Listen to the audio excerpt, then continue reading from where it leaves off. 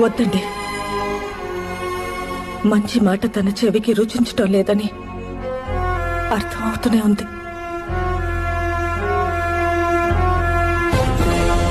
అమరేంద్ర బాహుబలి, నీ ముందున్నవి 2 దారులు. మహోజ్వల చరిత్ర కలిగిన మాహిష్మతి సామ్రాజ్య సింహాసనం కావాలా, ఈ వంచకి దేవసేన కావాలా?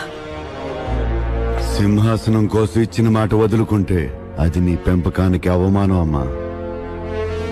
నేనిచ్చిన మాట తప్పను.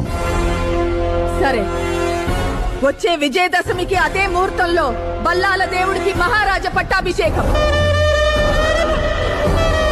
సర్వ సైన్యాధ్యక్షుడి హోదాలో బాహుబలి పర్యవేక్షణలో ఆ మహోత్సవం జరగాలి. రాజమాత, ఒక్కసారి ఆలోచించండి. ఇదే నా మాట. నా మాటే శాసనం.